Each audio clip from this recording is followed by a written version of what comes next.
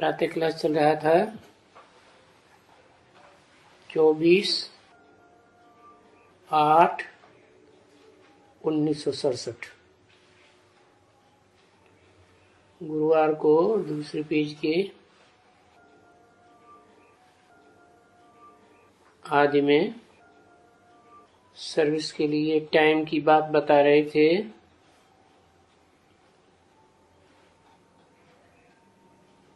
कि सुबह 7-8 बजे से लेकर के रात के 7-8 बजे तक भी 12 घंटे तुम बच्चे सर्विस कर सकते हो। और मैं भी, मेरी तो रात दिन की सेवा है, क्योंकि तुम बच्चों को तो अपनी देह का दुम्ब है, तो थकान होती है, तो 8 घंटे शरीर की परवरिश के लिए भी देना होता है। तो तुम 10-11 बजे तक भी रात को सर्विस कर सकते हो।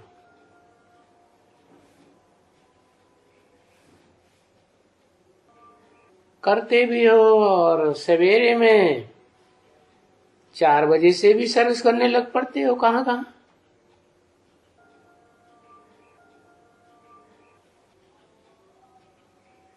किसके लिए बोला है?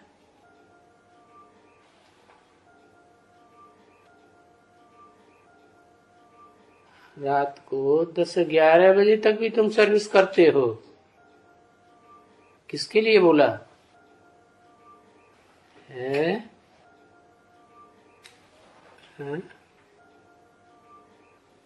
परम ब्रह्म के लिए बोला कि रात के 11 बजे तक सर्व। परम ब्रह्म के लिए तो बोल लिया, तो रात दिन की सेवा है।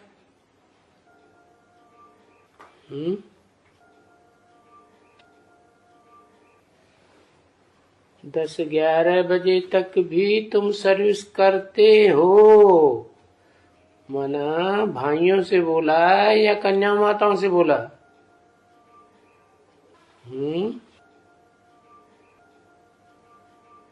भाइयों से लिए बोला।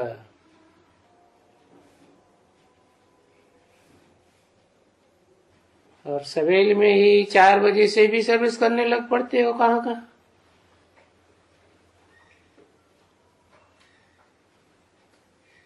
यहाँ जब घर में हो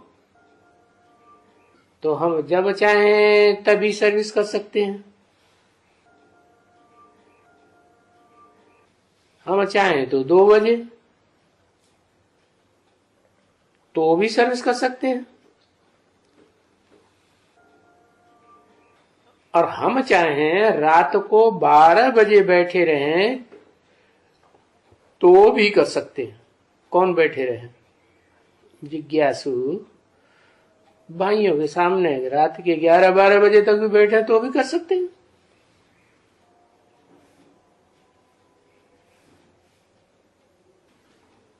क्योंकि हम अपने घर में बैठे हैं ना।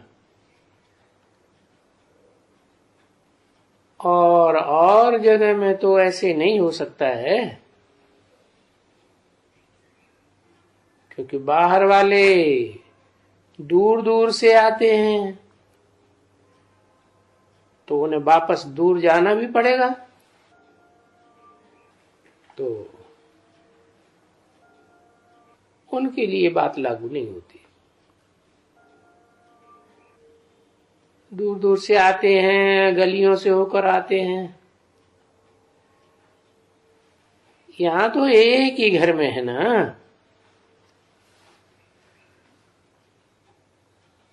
तो तुम तो यहाँ कोई भी टाइम रखें,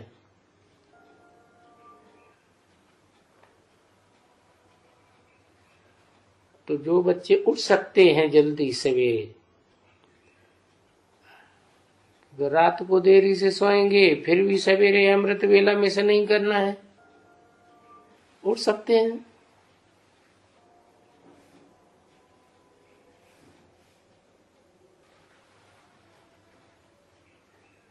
परंतु ऐसा नहीं टाइम रखें।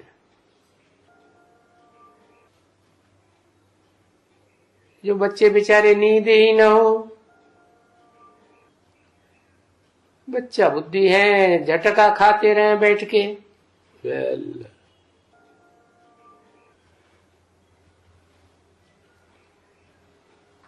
समझ ही नहीं सकेंगे, फिर आधा पॉइंट मिस हो जाएगा।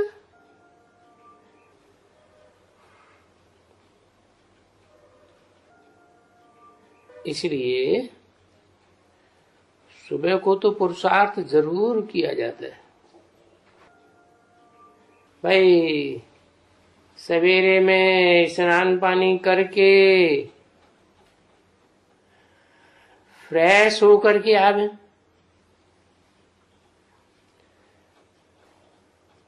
तो भी देखो टाइम पर तो कोई नहीं आते हैं।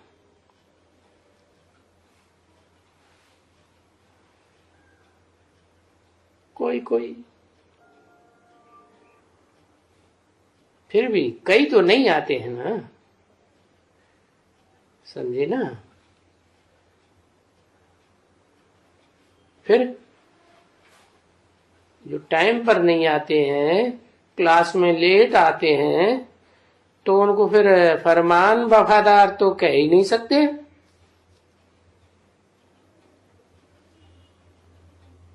क्या कहा, नोट करो।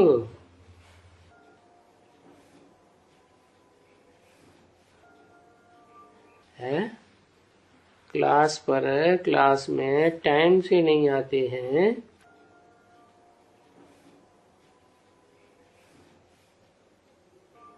टीचर आ जाता है, क्लास आरंभ हो जाता है, फिर बीच में आते हैं।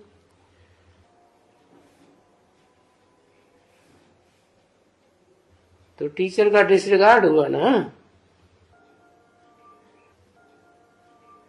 टीचर का क्या कहना है, सुप्रीम टीचर है ना। टाइम के बारे में क्या कहना है, कुछ स्पेशल ऑर्डर है।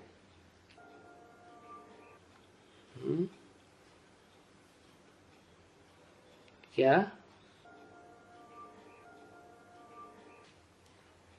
रेगुलर रहना है क्लास में और पंक्चुअल रहना है। तो पंक्चुअल नहीं है, रेगुलर भी नहीं है,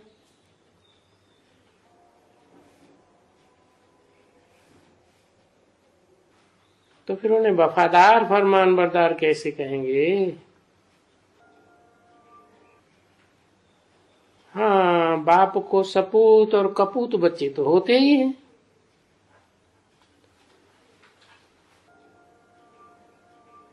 यहाँ तो बेहद का बाप है,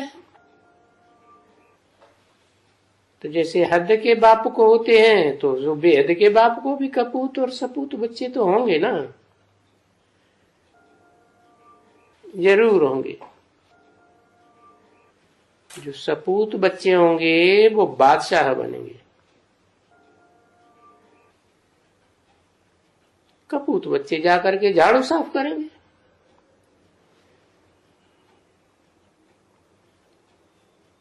कुछ न कुछ तो करेंगे।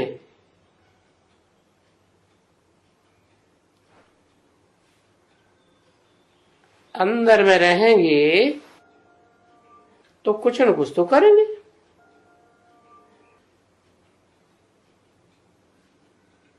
तो कपूत कौन है, सपूत कौन है, इसका पता तो यहां झट पड़ जाता है।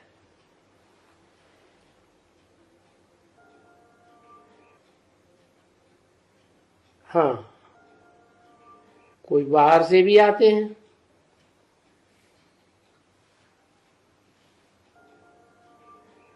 तो ब्राह्मणियां भी समझाती हैं, सब बताती रहती हैं, ये आते हैं, ये नहीं आते हैं, कितने आते हैं, कितने नहीं आते हैं।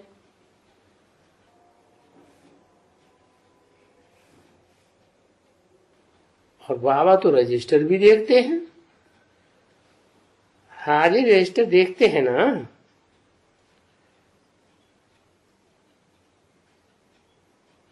जिनको वैल्यू है वो टाइम से आते हैं। वैल्यू नहीं है कि सुप्रीम टीचर बाप पढ़ा रहा है तो रेगुलर भी नहीं होंगे। आज जो तुमको समझाना ही था ये कृष्ण जन्माष्टमी पर समझाई दिया। क्या कहा है? कृष्ण जन्माष्टमी कब होती है? और शिवरात्रि कब होती है? शिवरात्रि माने बाप का प्रत्यक्षता वर्ष रूपी जन्म जयंती। और कृष्णाष्टमी माने वो भी रात को मनाते हैं। घोर अंधकार की रात्रि होती है तो कृष्ण का भी जन्म दिखाते हैं, शिव का भी। महाशिवरात्रि कहते हैं ना, बड़े ते बड़ी रात्रि, अज्ञान अंधकार की रात्रि।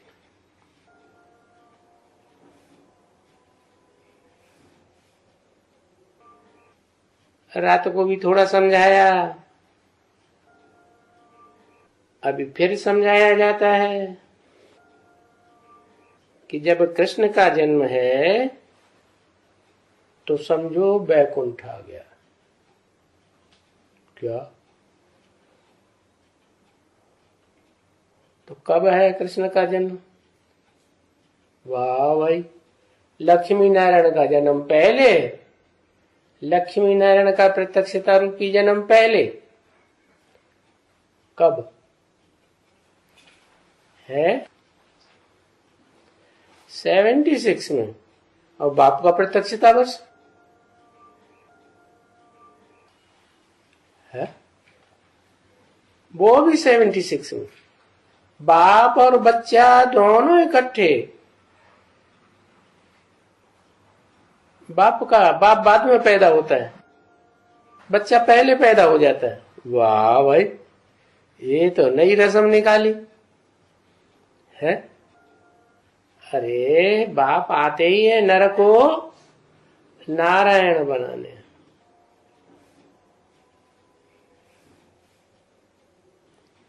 तो नर ऐसा नर है जो पुरुषार्थ करके नारायण जैसा बने तो बाप समान बनाना।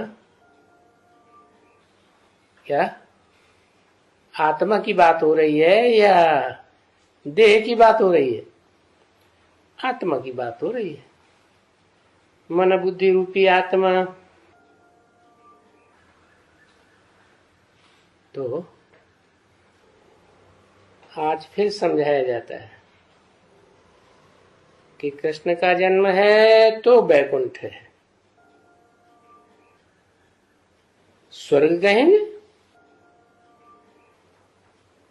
और वहां एक ही राज्य है और उस विश्व में शांति भी है।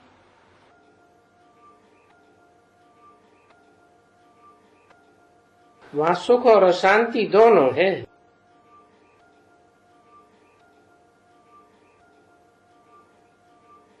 परसेंटेज तो अंतर कर ही देती है।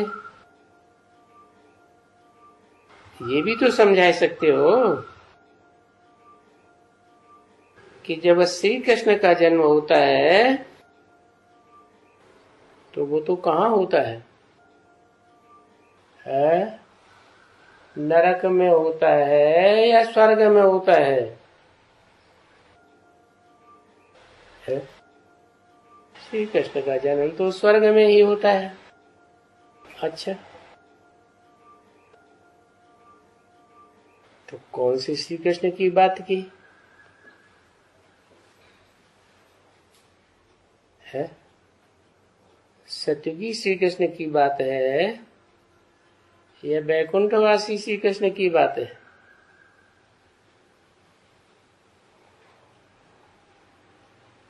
दोनों को ही स्वर्ग कहेंगे। स्वर्ग माना ही स्वस्थिति में गया,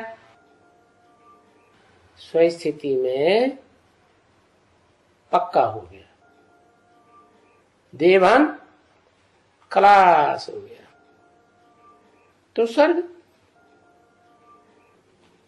कहते हैं जीत लिया है। कौन कहेंगे जीत लिया? जो हार जाएंगे उन्हें ज्यादा अफसोस होगा, अरे भाई जीत लिया। उन्हें अफसोस नहीं होगा, हार जाने वालों को अफसोस नहीं होगा। उनको आएगा बार बार कि भाई जीत लिए। तो नाम क्या रख दिया है विन। जीत लिया तो है विन हो गया। अच्छा, जीत तो लिया, लेकिन किसको जीत लिया? 500-700 करोड़ की दुनिया को जीत लिया या थोड़ा बहुत को जीत लिया? कितनों को जीता है? 5-7 करोड़ को जीत लिया। अरे जब जीत लिया पूरा तो तुम्हारे कंट्रोल में होना चाहिए। वो तुम्हारे कंट्रोल में रहते हैं? रहते हैं नहीं। तो श्री कृष्ण का जन्म होता है तो स्वर्ग में ही होता है ना। तो स्वर्ग में थोड़े होंगे या ज्यादा होंगे? थोड़े ही होंगे। थोड़े मनुष्य होंगे, उसमें भी सतयुग जो होगा, नई दुनिया एकदम, उनमें तो शांति ही शांति होगी है? तो जो सतयुग की जन्म लेने वाली आदि की आत्माएं हैं, उनमें तो अशांति हो ही नहीं सकती। क्यों? किसमें अशांति नहीं हो सकती है? टोटल 100% स्वर्ग कहाँ कहें? सतयुग के आदि में कहें या उससे पहले कहें?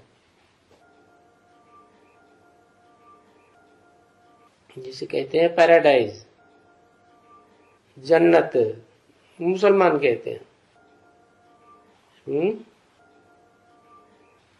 तो लेश मात्र भी शांति सुख की कला कहाँ कम नहीं होगी। वैकुंठ में लेश मात्र भी सुख और शांति की कलाएं कम नहीं हो सकती।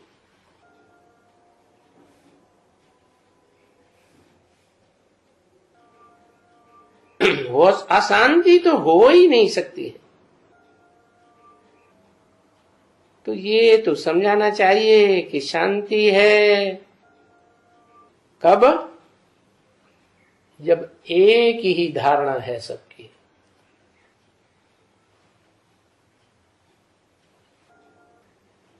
एक ही धर्म है, एक ही धर्म पिता है और एक ही धर्म ग्रंथ है। शासन करने का विधान क्या नाम है? श्रीमद् भगवत गीता। गीता के द्वारा वो विधान मिलता है। तो ये तो समझना चाहिए कि जब एक धर्म है तो शांति है। एक से ज्ञान आता है तो सद्धर्म भी एक से ही आएगा।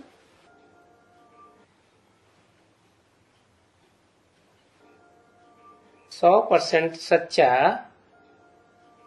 धर्म भी एक ही होगा, धर्म पिता भी एक ही होगा, और धर्म की माता भी, गीता माता जो कही जाती है सर्वशास्त्र शिरोमणि, वो भी एक ही, और भाषा भी एक ही होगी। ऐसे नहीं एक एक भाषा बोले, दूसरा दूसरी भाषा बोले। एक कांग्रेस की भाषा बोले, दूसरा जनता पार्टी की भाषा बोले, तीसरा बहुजन समाजवादी की पार्टीवादी, चौथा निकल पड़े वो तृणमूल कांग्रेस। मूल रूप में जैसे तिनका होता है, ऐसी छोटी सी रूप की कांग्रेस।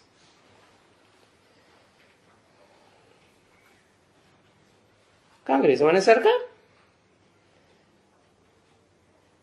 तो सतयुग में जो नया धर्म होता है वो तो बाप ही स्थापन करते हैं। क्या सतयुग माने 16 कला संपूर्ण। और पीछे जो धर्म आते हैं तो जब मनुष्य वृद्धि को पाए लेते हैं तो फिर पीछे तो अशांति जरूर होगी।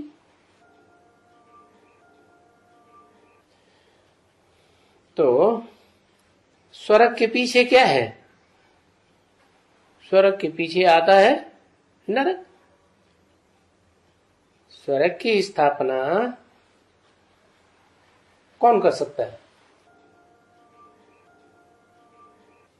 जो सदा स्वस्थिति में रहने वाला हो, वो ही स्वर्ग की स्थापना करता है। तो सुप्रीम सोल बाप तो सदा स्वस्थिति में रहने वाला है ना, है सदा माने पूरे चक्र में। सुप्रीम सोल बाप पूरे चक्र में आता भी है, वो तो नहीं आता। हाँ, उस मनुष्य सृष्टि में आकर के जिसमें प्रवेश करता है मुकर्रर रूप से, वो इस सृष्टि चक्र में आता है। तो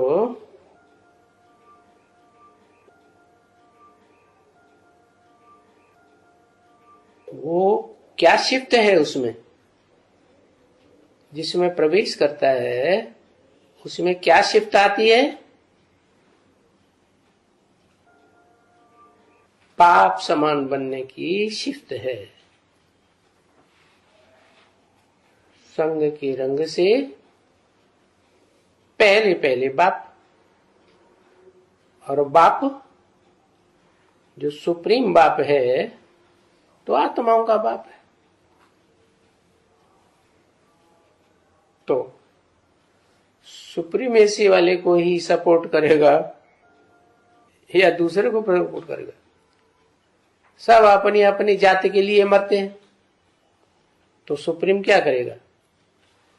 मनुष्य सृष्टि में जो सुपरमेसी का पार्ट बजाने वाली आत्मा है उसी को चुनता है।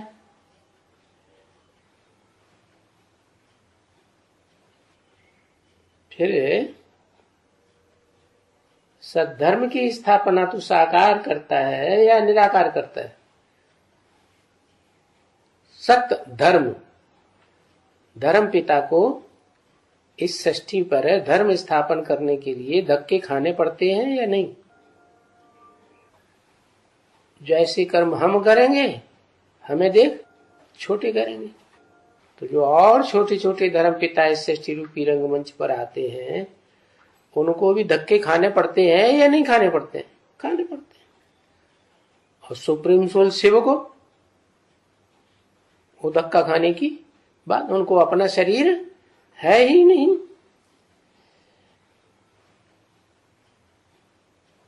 तो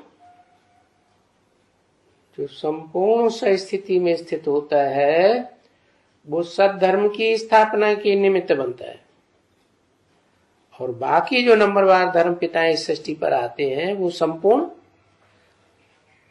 आत्मिक स्थिति में नहीं टिक पाते। क्यों नहीं टिक पाते?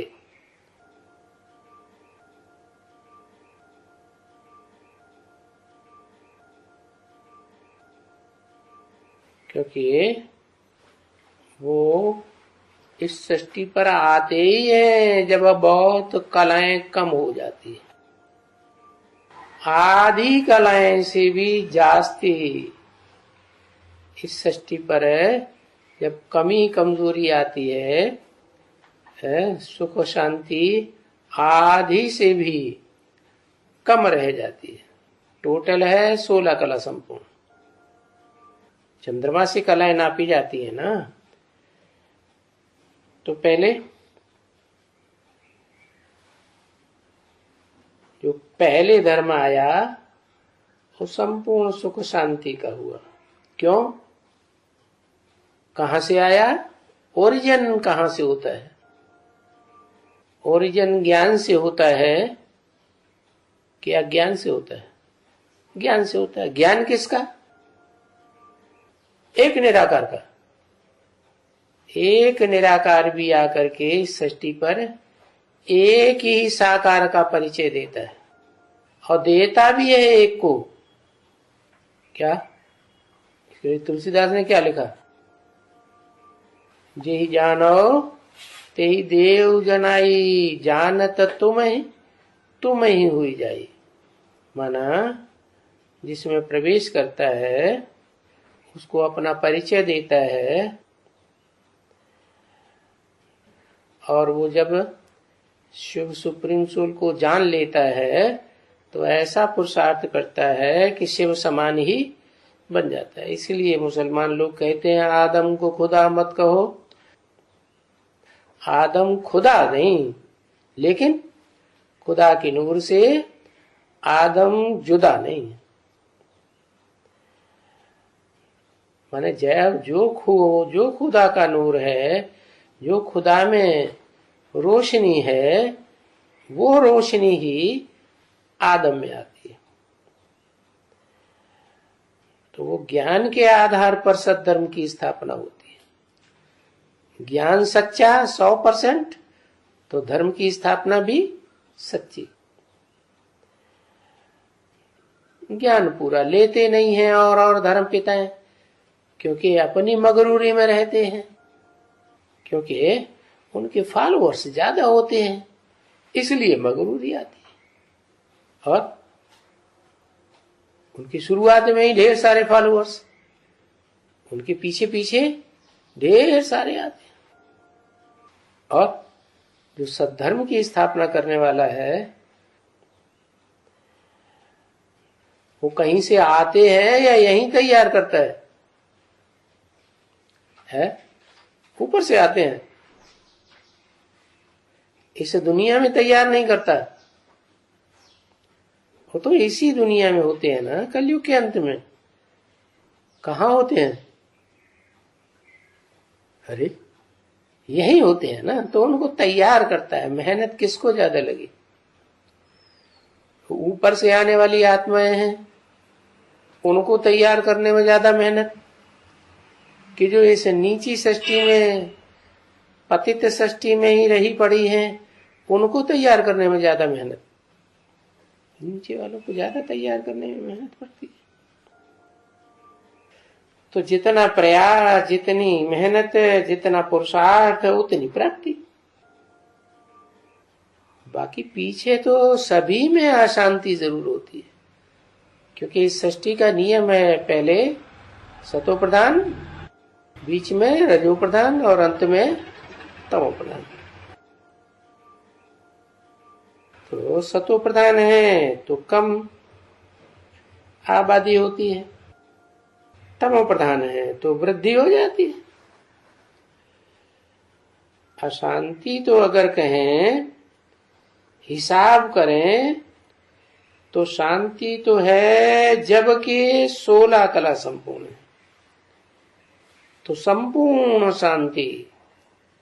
और जैसे जैसे कलाएं घटती जाती हैं तो संपूर्ण शांति तो रहती है, लेकिन मर्ज रूप में रहती है।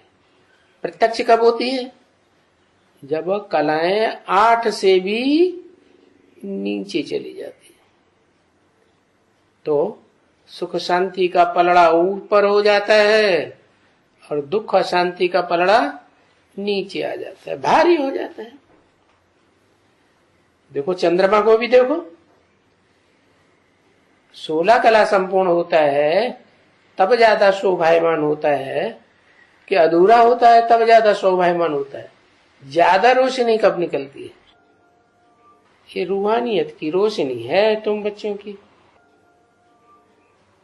तो फुल मून उसको कहा जाता है जिसमें फुल रोशनी हो, 16 कला संपूर्ण। अच्छा, फिर जब त्रेता होता है तो उसको फुल मून तो नहीं कहेंगे, क्या रोशनी कम हो जाती है। वो तो थी सतयुग में। तो देखो फोर्थ मून भी हो जाता है, चौथा हिस्सा, तो खंडन हो गया ना।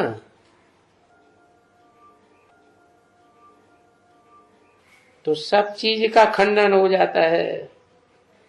दुनिया में ऐसी कोई चीज नहीं है जिसका खंडन न होता हो। खंडन कौन करता है और मंडन कौन करता है?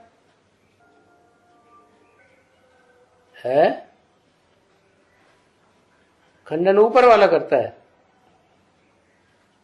खंडन इस मनुष्य सृष्टि में जो भी मनुष्य आत्माएं हैं, चाहे सुधरे हुए देवताएं हैं, मनुष्य नहीं है, मनन चिंतन मंथन करने वाले नहीं हैं, स्थिर बुद्धि है, वो भी नीचे गिरते हैं कि नहीं? वो भी नीचे उठते हैं। तो खंडन शुरू कर दिया ना है? खंडन करने का कारण क्या हुआ? खंडन क्यों हुए? खंडन होते हैं अपवित्रता से। तो क्या सतयुग में स्वर्ग में अपवित्रता होती है? वहां अपवित्रता की बात ही नहीं, वहां तो ज्ञानेंद्रियों का सुख लेते हैं, तो ज्ञानेंद्रियों का सुख जब तक लेते हैं तब तक ज्ञानेंद्रियों में तो ज्ञान होता है ना, कि अज्ञान होता है? ज्ञानेंद्रियों में ज्ञान होता है। तो ज्ञान की पावर से कुछ न कुछ मेंटेन किए रहते हैं। फिर बाद में कला कमती हो गई तो खंडन दिखाई पड़ता है। क्या वास्तव में तो खंडन सतयुग के आदि में कृष्ण जब जन्म लेता है और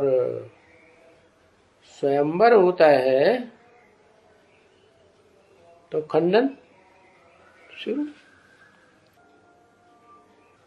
क्यों खंडन शुरू होता है?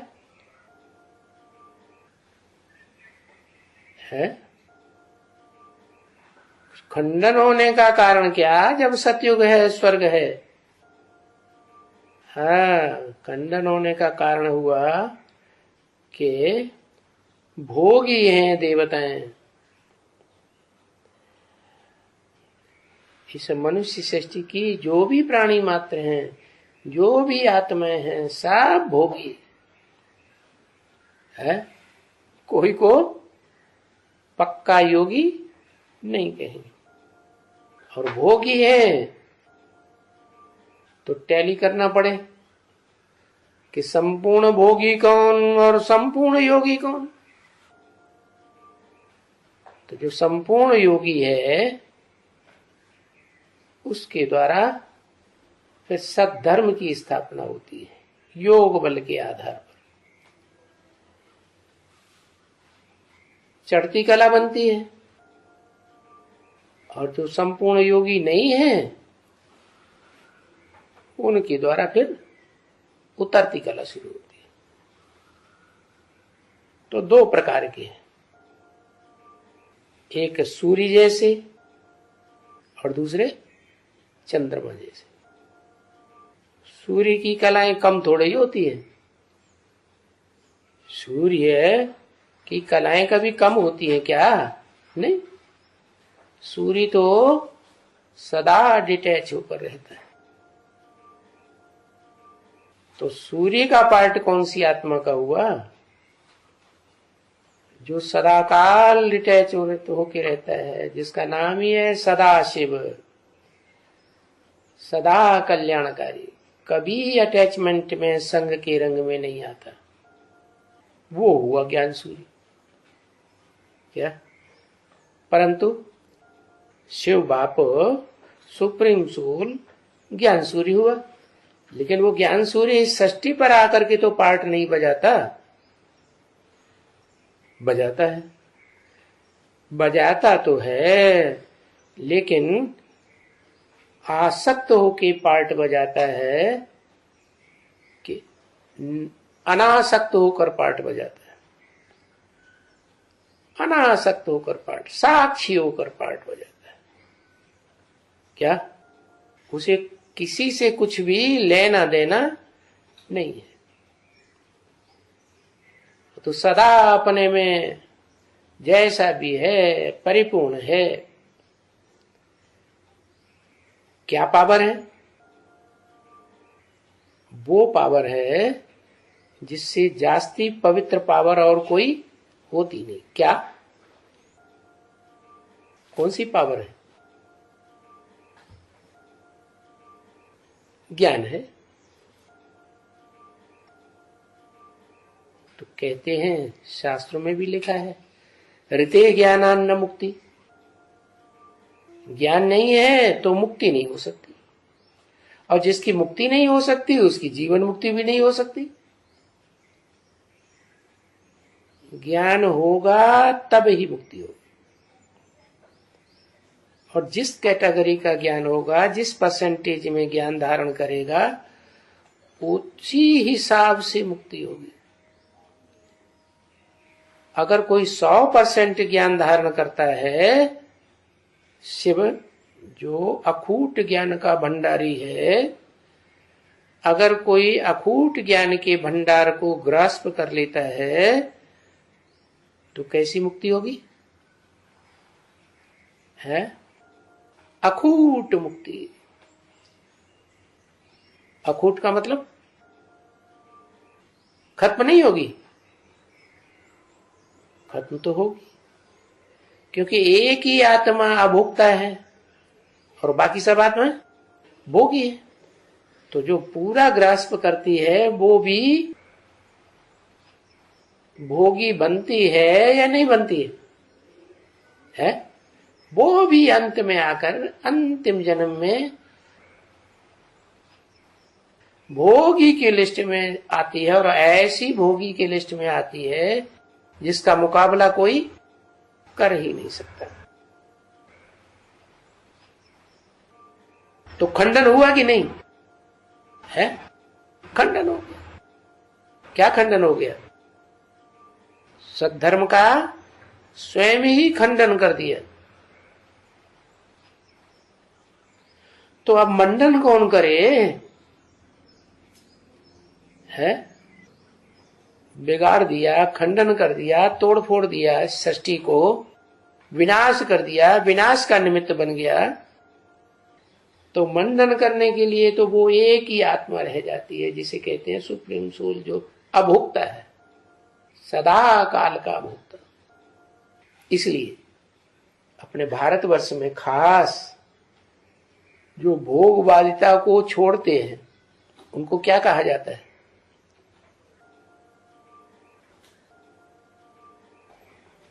जो भी ऐश्वर्य की बातें हैं, सुख संपत्ति के साधन हैं, उनको छोड़ देते हैं, उनको कहा जाता है सन्यासी। तो सबसे जास्ती भारत में किसका मान है? विद्वान का, पंडितों का, आचार्यों का, ऋषियों का, मुनियों का। अभी देखा जाए तो ज्यादा मान प्रैक्टिकल में किसका देखा जाता है? सन्यासियों का देखा।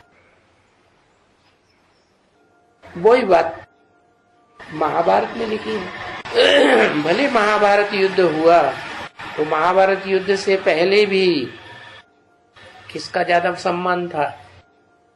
सबसे ज्यादा पावरफुल कौन दिखाया गया है? भीष्म। भीष्म पितामह। क्यों? क्योंकि उन्होंने जो त्याग करने की मुख्य बात है वो पकड़ ली। क्या क्या? कि वो सुख नहीं भोगेंगे, देह का सुख नहीं भोगेंगे। तो देह का सुख भोगेंगे भी तो ज्ञान इंद्रियों की बात। तो कोई राजा को बच्चे नहीं होते थे, उन्होंने रिक्वेस्ट की हमारे तो कोई बच्चा नहीं है, आप तो सन्यासी हैं, कुछ हमें युक्ति बताओ। तो युक्ति क्या बताएंगे? ये तो बता ही नहीं सकते कि कोई दूसरे भोगी को पकड़ लो। क्या? जैसे एडवांस ज्ञान में भी ऐसे पैदा हो जाते हैं। क्या पैदा होते हैं कि नहीं? एडवांस ज्ञान ले रहे हैं, वे एडवांस ज्ञानी हैं, देखा जाए तन मन धन से अर्पण है। फिर क्या करते हैं? खुद के बच्चे पैदा नहीं होते तो कोई भोगी को सहयोगी बना लेते और उससे बच्चा पैदा कर ले। तो दोष हो गया, पाप हो गया या पुण्य हो गया? बड़ा पाप हो गया। तो वो जो बड़े से बड़ा सन्यासी कौन होता है? शास्त्रों में तो भीष्म पितामह को दिखाया, लेकिन वास्तव में द्वापर के आदि में ऋषि मुनियों के बीच में सबसे बड़ा सन्यासी हुआ व्यास। उन्होंने उस राजा की रानियों में नियोग से संतान पैदा किए, जिसको स्वर्ग में सतयुग में कहते हैं योग बल से पैदाइश। क्या? सामने बैठाया एक एक को और ईश्वरीय याद में उनको या आत्मिक स्थिति में रह करके दृष्टि योग दिया। तो अब जैसी माता की स्थिति होगी वैसा ही पैदाइश होगी ना। कोई तो डर गई, पीली पड़ गई, तो पांडु पैदा हो गए। अरे जैसी धरनी होती है वैसा ही तो फसल पैदा होगी ना। कोई ऐसे हो गई, कोई कैसे हो गई, तो उससे क्या हुआ? बीज डालने वाला तो एक ही, फिर अंतर क्यों पड़ गया? कोई अंधा पैदा हुआ, कोई दास दासी बन गया। उसका कारण क्या हुआ? धरणी। तो ये धरणी है, इसीलिए कहते हैं घर की धरित्री अच्छी हो तो घर स्वर्ग बन जाए, और घर की धरित्री अगर खराब है, व्यभिचारिणी है, तो घर खंडन हो जाएगा, बर्बाद हो जाएगा। पूरा परिवार ही नहीं, वो पूरी नस्ल ही खंडित हो जाएगी। तो सब चीज का खंडन हो जाता है। कला कमती हो गई ना। अगर वो कहें कि बिल्कुल शांति ही बनी रहे, एब्सोल्यूट शांति, तो ये तो समझा जाए कि सतयुग में तो फिर भी तो अच्छा समय होगा। फिर भी क्यों लगा दिया है? सदा काल अच्छा समय होगा ये क्यों नहीं कहा? वहां भी तो गिरती कला होती है ना। सतयुग में कितनी कलाएं कम हो जाएंगी? 2 कलाएं 8 जन्मों में 8 पीढ़ियों में कम हो जाएंगी ना। तो ये भी दोष की बात है देवताओं में, या दोष नहीं कहेंगे, है दोष की बात हो गई। तो वहां से खंडन होना शुरू हो जाता। अब खंडन होने का निमित्त कोई भी बने, तो कोई मंडन का निमित्त बना तो दुनिया में आज नाम रख देते हैं मंडन मिश्र। क्या मंडन तो करने वाला है, खंडन करने वाला तो नहीं है, लेकिन मिश्रित है। तो किसका नाम धरवाई लिया? शंकर जी का नाम धर लिया। क्या मंडन तो किया, खंडन भी किया, दोनों पावर आ गई, लेकिन मंडन करते हुए भी उससे पहले क्या किया? खंडन किया। सारे संसार को ध्वस्त कराई दिया। हर हर बम बम, बम फोड़वाई दिया। तो बताया कि ऐसी पावर होती है, अच्छे से अच्छा भी और बुरे से बुरा भी। जैसे वैज्ञानिक लोग कहते हैं हम एटॉमिक एनर्जी से कारखाने चलाएंगे, हम एटॉमिक एनर्जी से खेती करेंगे, लेकिन ये मंडनात्मक काम वो कर ही नहीं सकते। क्यों नहीं कर सकते?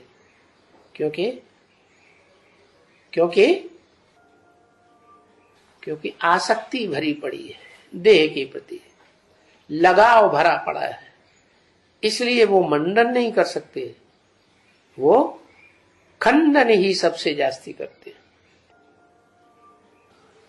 तो मंडन करें तो अच्छा समय होगा, और खंडन करें तो खराब समय हो गया।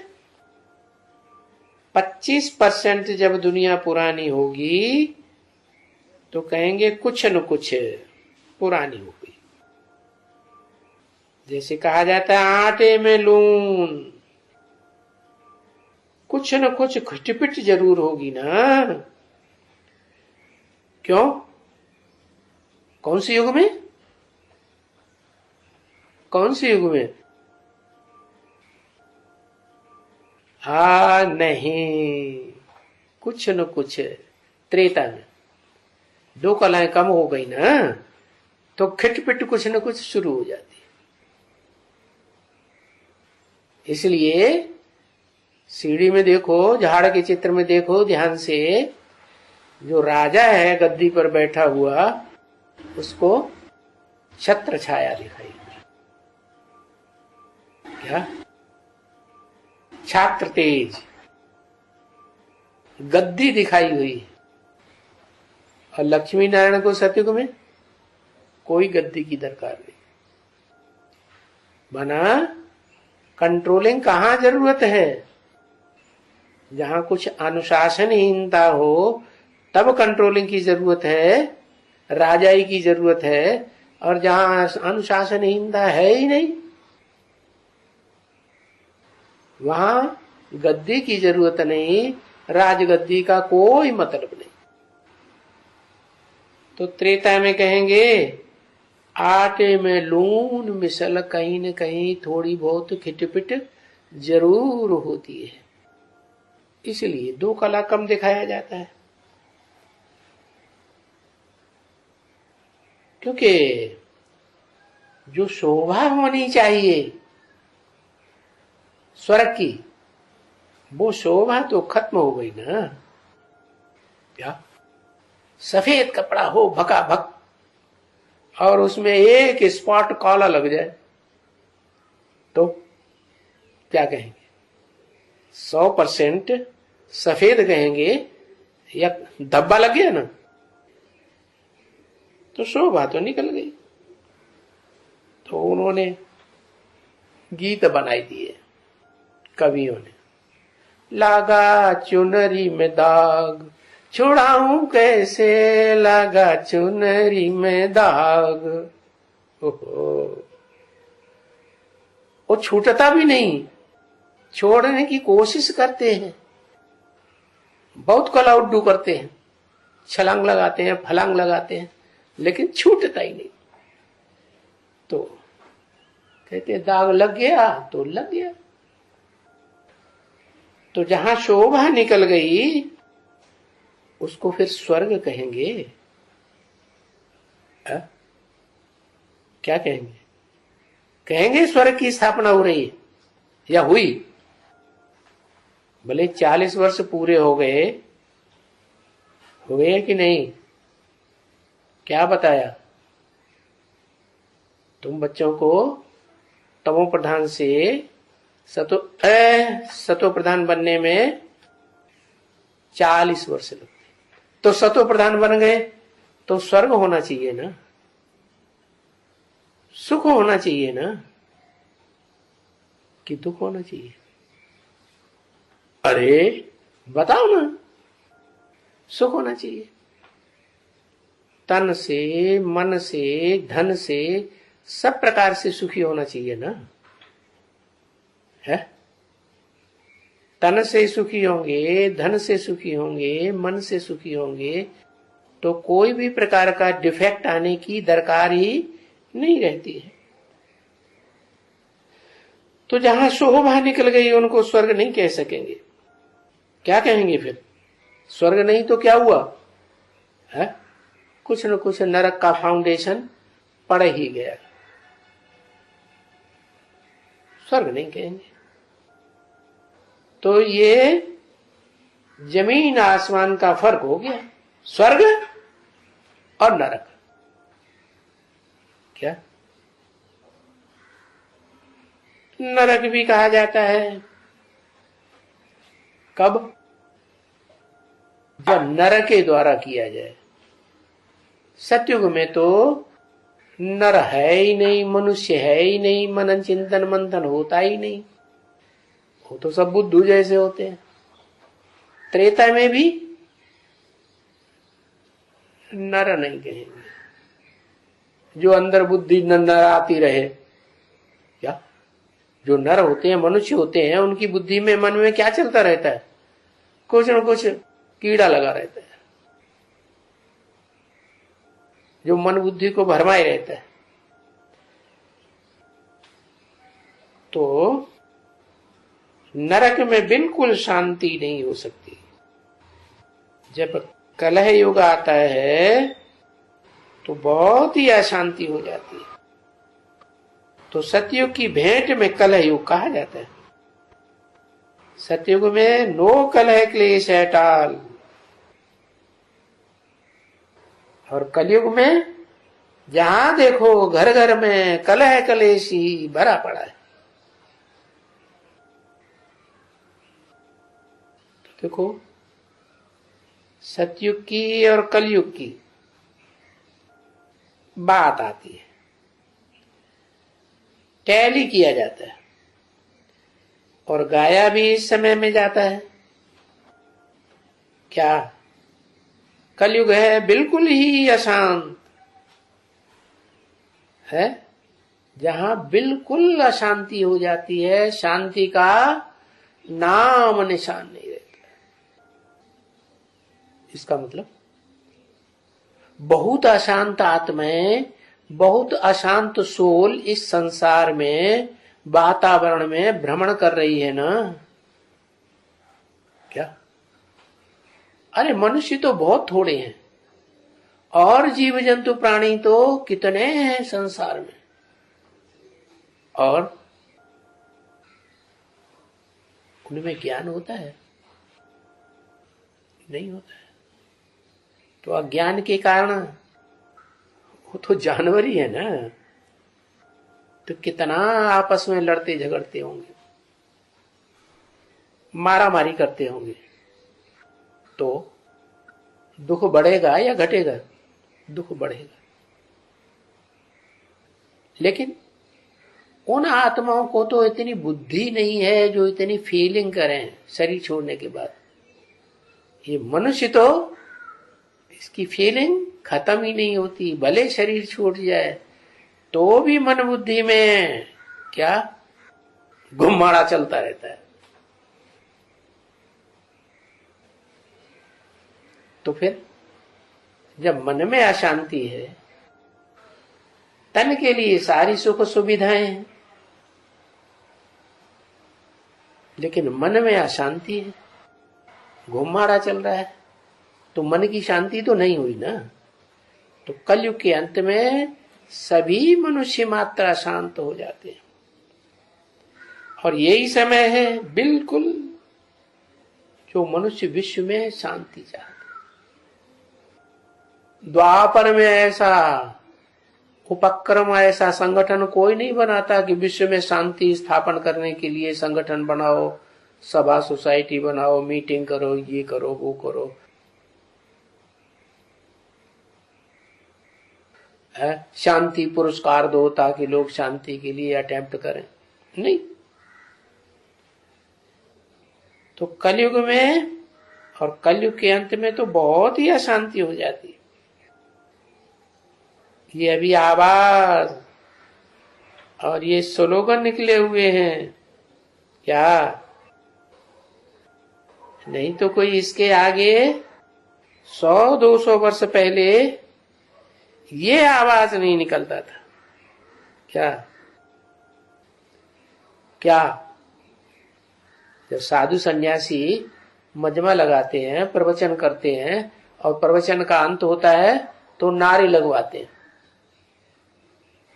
विश्व का कल्याण हो, पब्लिक कह रही है, विश्व में शांति हो। तो ये 200 साल पहले ये कोई शांति वांति का नारा नहीं लगाता था। ये तो अभी निकला है। कब से? जब से ये अंग्रेज गवर्नमेंट निकली है। कितना टाइम हुआ? अंग्रेजों का वर्चस्व भारत में कब से शुरू हुआ? अरे वही वास्को डी गामा अंग्रेज था ना, कब से आया? उसको फॉलो करके ईस्ट इंडिया कंपनी आ गई। कितने साल पहले आई? हाँ, 160 क्या 160 साल पहले 1500 के आसपास तो हो गया ना। 200-300 वर्ष हुआ। पहले तो हर चीज सतो प्रधान होती है। ईस्ट इंडिया कंपनी भी पहले भारत में आई तो सात्विक रूप में काम करेगी, सिक्का जमाने के लिए, विश्वास पैदा करने के लिए। यह पहले ही तमो प्रधान थी नहीं, फिर बाद में तमो प्रधान बन गई। तो चिल्लाते रहते हैं विश्व में शांति हो, विश्व में शांति हो। ये बातें फिर आती है। ये क्यों अभी निकला? क्योंकि सारे विश्व में मनुष्य मात्र शांत होने लगा। उल्टे कर्म करते हैं तो अशांत होते हैं।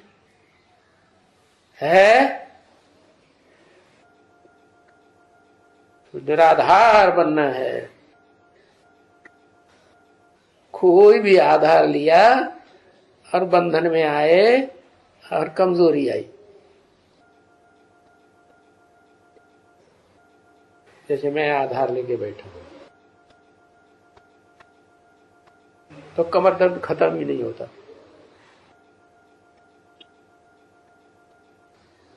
तो देखो अभी विश्व में शांति स्थापन हो रही है।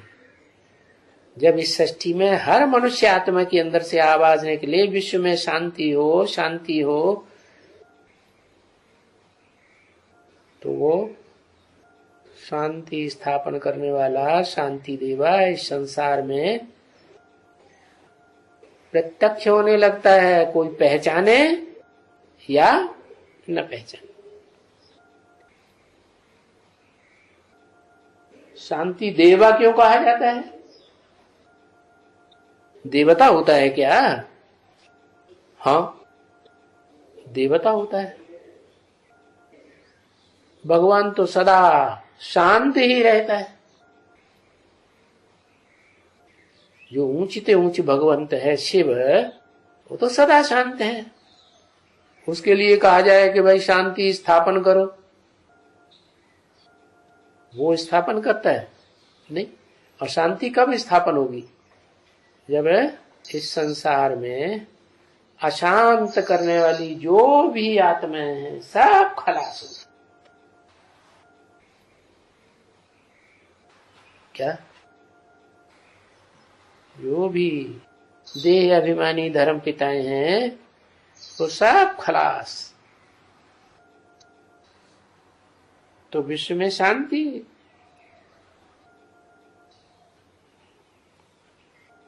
इस समय में समझते हैं कि विश्व में शांति हो, क्योंकि मनुष्य तो देह अभिमानी है ना,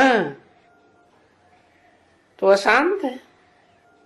अगर आत्मा अभिमानी हो जाए तो आत्मा तो शांत स्वरूप है। अशांत होने का सवाल ही नहीं। आत्मा बनेंगे, बिंदु बनेंगे तो क्या चाहिए? क्यों? पेट के लिए धंधा नहीं चाहिए? अरे हम तो आत्मा है, पेट की क्या दरकार? आत्मा को भूख लगती है क्या? देह है तो भूख लगेगी, देहभान है तो भूख लगेगी, या बिना देहभान के भूख लगेगी? है? देह है तो भूख लगती है, तो पेट के लिए धंधे भी चाहिए। तो फिर ये आत्माएं तो चाहती है ना विश्व में शांति होनी चाहिए। अब करेगा कौन? क्योंकि आत्माएं जानती हैं पहले भी दुनिया में कभी विश्व में शांति थी। हिस्ट्री बताती है पहले इतने अशांत नहीं थे जो सब चिल्लाएं विश्व में शांति हो। ऐसे थोड़ी यहां इस सृष्टि में शांति नहीं थी, नहीं, शांति भी थी। ओम शांति।